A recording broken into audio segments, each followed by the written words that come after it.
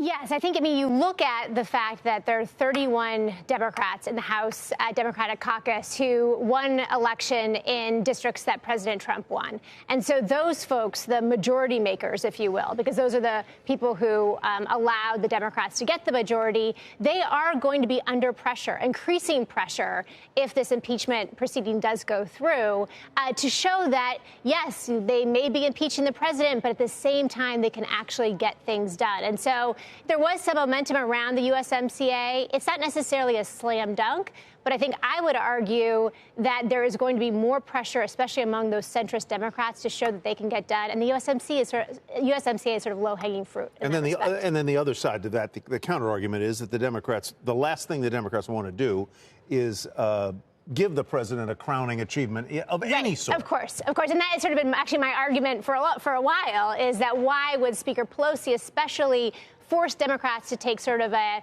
difficult vote as it is? Democrats don't particularly love to vote on free trade agreements, especially one that would hand a big legislative victory to President Trump. But you have to realize that USTR Ambassador Lighthizer and House Democrats have been negotiating in good faith. The White House has actually been made some sort of indication that they're going to try to meet the Democrats sort of in the middle here. Democrats are also saying that they may be able to be a little bit more flexible in terms of some of their demands. So again, I'm not saying this is a done deal, a fait accompli, but I do think that the sort of conventional wisdom that everything legislatively is going to necessarily stop isn't necessarily true, just from a political perspective.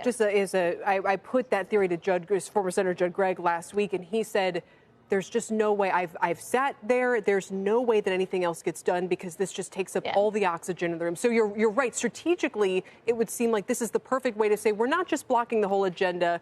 We're moving forward on stuff that, but what do you make of the senator's comments? No, of course. And I think it clearly is going to take up, most of the oxygen in the room, if you will. But I think it's also one of the reasons why Speaker Pelosi is holding back these committee folks over the next 2 weeks when they're in congressional recess, because she wants to get this done as expeditiously as possible, while also still showing the American people that this is not preordained, that this is, going to be subject to a comprehensive investigation, that Democrats aren't necessarily rushing to judgment. At the same time, she doesn't want this tipping over into 2020, informing the election process on the Democratic side.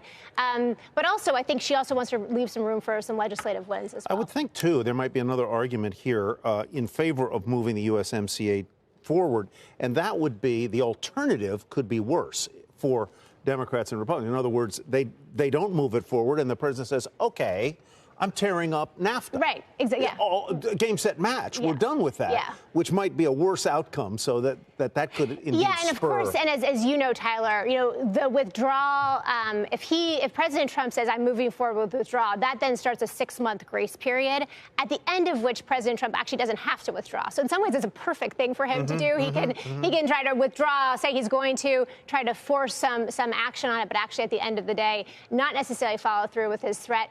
But I think you're right. Look at these ag states. Look at the farmers that are a very important constituency, both to the president, but also to Republicans in Congress. They are saying they want certainty around NAFTA 2.0. And again, I think that, Democrats might be more inclined to moving this, and if, Republicans may politically be incentivized as well. But that's fascinating about the 6-month grace period. And it also tells me that people are already exploring this avenue, which is, well, let's assume that the next thing that happens is he might threaten to pull us out of NAFTA. that we've already advanced a couple of steps. Yeah, look, we've been talking about this at Pimco with our clients. We've been talking about this with Pimco for almost 2 years.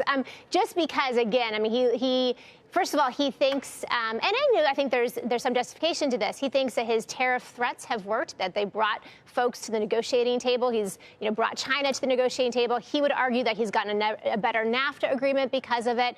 And so, he likes these types of negotiating tactics, if you will. So we've been focused on this as a possibility and a threat to markets for a while. Libby, I think we're going to be seeing a lot of you. Libby Job Cantrill. Security. Thank you. Yeah, you got it. All right. Thanks.